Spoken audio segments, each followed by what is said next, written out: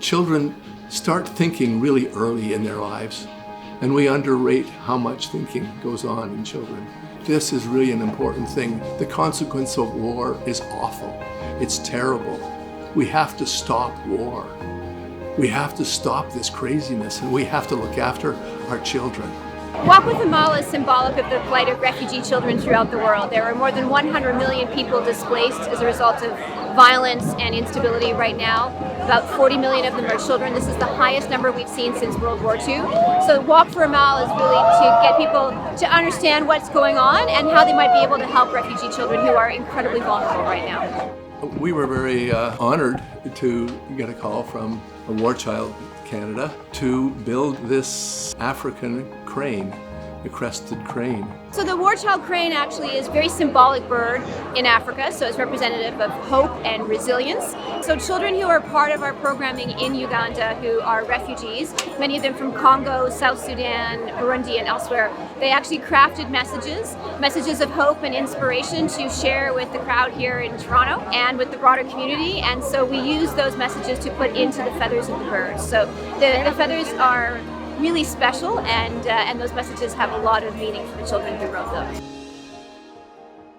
So our theme is around migration, the people who are forced to leave their countries and move for many different reasons, because of war, because of climate change, who are forced to find a home in a new place. And so our walk will be a migration of birds from Yonge and Dundas Square into College Park, where the birds will have created a little beautiful nest for Amal to be able to rest and have a bit of refuge and rest on her journey before she takes off on the next leg. These images are metaphors, and to tell such an important story with such a beautiful, beautiful, big image, it is incredible how simple it is, and yet how profound the connection is to the real world and the real challenges and the tragedies.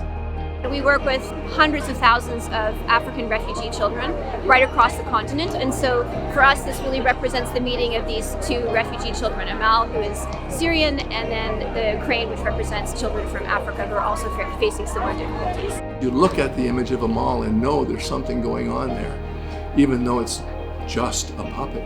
And as soon as Amal is here to meet real people in real space, then you begin to feel that connection and to really understand that this is really an important thing. Uganda is the largest refugee hosting country in Africa, with more than 1.5 million refugees, and we are War Child is the single largest provider of refugee education in Uganda. So we run catch-up learning programs for kids, which enables them to actually, if they've missed out on years of schooling, to be able to do a compressed education syllabus and get back into the appropriate grade level, which is really important. Kids need a reason to move forward, to have hope, to feel as if they have opportunity in life, and education is really key in that, and that's one of our areas of focus throughout the world. She's a 10-year-old girl, but she's so big, and she is such an incredible symbol of human rights and of hope, really. I think there's so many amazing examples of young people leading conversations that we need in our world, who are helping us see how much harder we need to fight to have a just future now, because we can't wait any longer. And I think Amal is one of those symbols of hope. We know how important those symbols are in the lives of children, and it's really for them, it's a way to reach them, that they might understand, that they might ask questions and recognize that refugee children have the same needs and hopes and dreams that kids everywhere have, and hopefully they'll think about that in a global context too.